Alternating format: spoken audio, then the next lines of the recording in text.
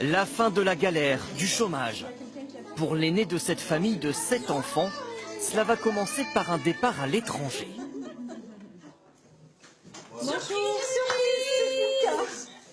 Toufik Mazi a 25 ans.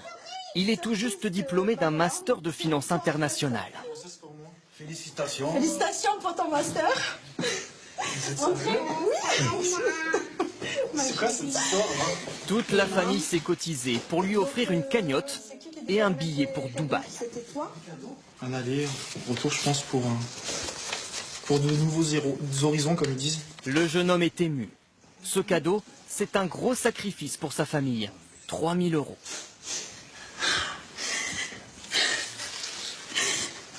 Je sais que tu n'as pas trouvé de travail depuis un moment, mais je vais essayer de tenter ta chance ailleurs, on verra. Arrête.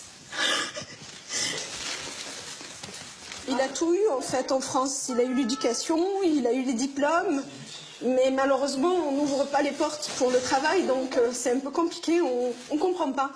Quand même il a eu 200 refus. Toufik Mazi cherche du travail depuis 8 mois. Dubaï, c'est la ville de tous les fantasmes. Donc je pense que c'est un Eldorado pour une diaspora en fait diplômée française qui n'a pas trouvé en fait un espoir en France de trouver un travail. En 2012, parmi les actifs de moins de 25 ans, le taux de chômage des descendants d'immigrés d'Afrique atteint 42%, contre 22% pour les descendants d'immigrés européens ou les natifs. Marie-Renée a 25 ans, master en droit des affaires, certificat d'aptitude à la profession d'avocat. Elle a même étudié en Angleterre. Mais sur ses 50 dernières candidatures, elle n'a été convoquée qu'à 2 entretiens. Le problème, c'est qu'il n'y a pas de preuves concrètes. Enfin, c'est-à-dire que je n'ai jamais reçu de mecs qui me disaient non, on ne vous prend pas parce que vous êtes de telle origine ou parce que... Enfin, il n'y a jamais vraiment de preuves. Mais je suis avocat, donc juriste, donc on regarde les faits et c'est vrai qu'on se dit il y a un problème et qu'est-ce que c'est? Qu'est-ce que j'ai de différent des autres? Eh ben voilà, c'est une origine, une couleur de peau. Alors pour faire disparaître cette différence, beaucoup de jeunes issus de l'immigration vont travailler ailleurs, comme à Dubaï. Farid a 32 ans. Il s'est installé ici il y a 1 an et demi. En France, il enchaînait les petits boulots. C'est la chance qu'on a un peu ici d'avoir des appartements, c'est grand. Il travaille pour une agence immobilière spécialisée dans les biens de luxe. Ce matin-là, il part visiter une villa.